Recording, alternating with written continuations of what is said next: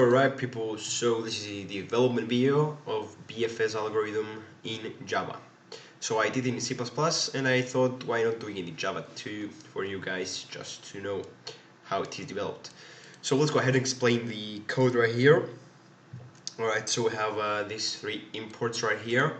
These we need it for the queue we're going to use in the BFS, and this is for the input and output. Alright, so let's go ahead in our main here.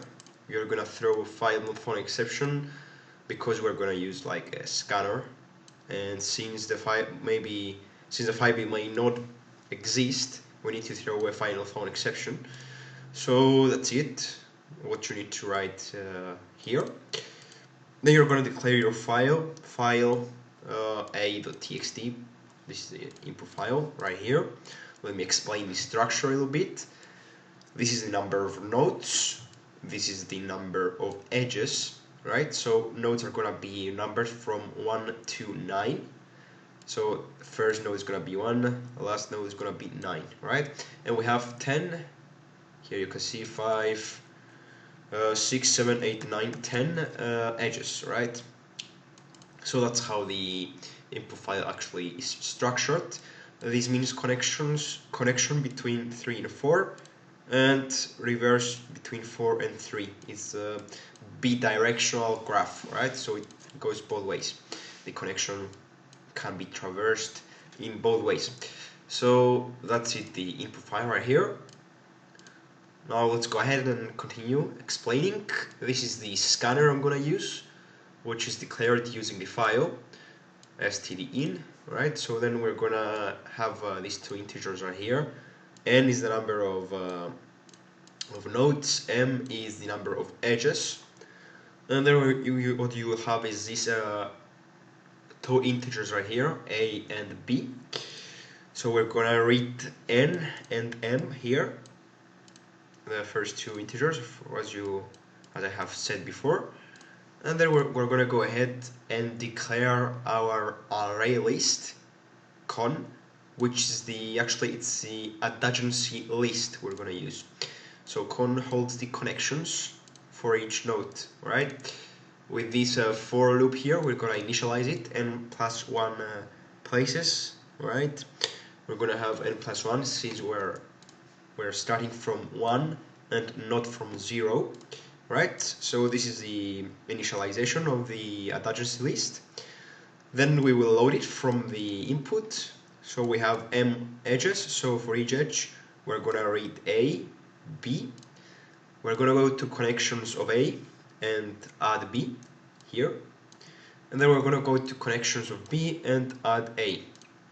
Alright, so then what we will do is to declare this visited boolean array, which we will need to check if the node is visited, so we don't revisit the same node in our BFS.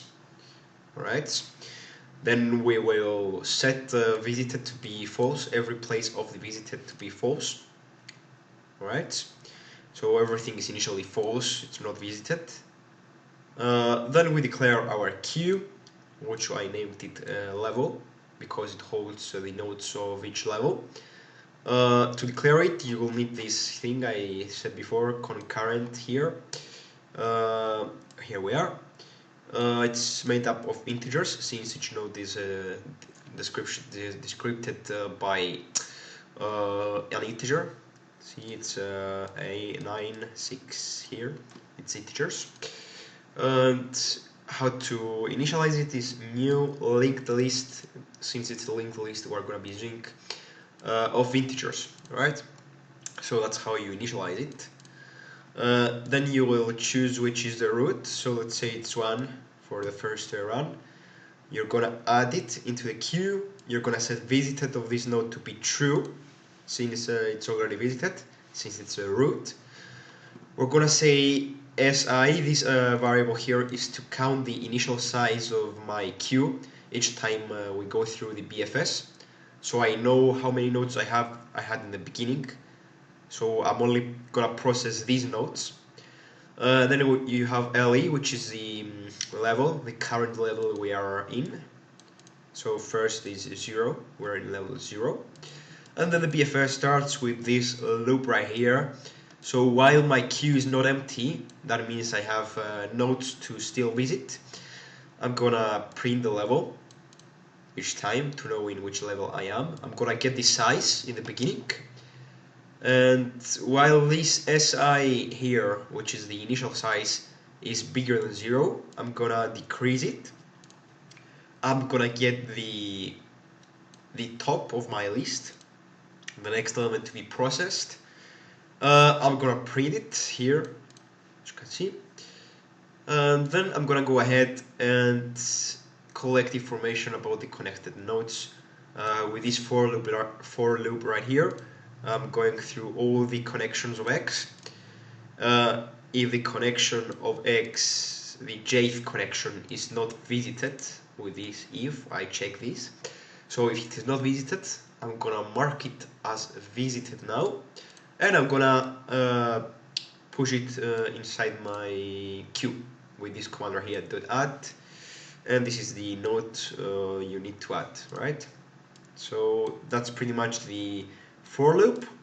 This is gonna be going until I process all my nodes which were here initially in the queue. And that's actually how BFS works, guys. Here we increase the level, so we go to the next level, and that's pretty much BFS. Very simple algorithm, very easy in understanding. So let's go ahead and run the algorithm. So I have this is the same test case I used in C++ implementation, and if you go to the C++ implementation, you're gonna see I'm explaining why this output we get here is correct. I'm showing it with a paint example for you to understand. Also, let's change the root to be 8 for another test. So we're gonna run this one too. And this is also correct. It's also explained in the C++ implementation. In the end of the video, you're gonna see this. The explanations are in the ending of the C++ implementation video. So that's pretty much the implementation of the BFS algorithm, guys. Very easy. Source code is gonna be in the description. All the links for the related videos are gonna be also in the description. So leave a like if you did like the video, subscribe, and more videos coming. See you in the next one.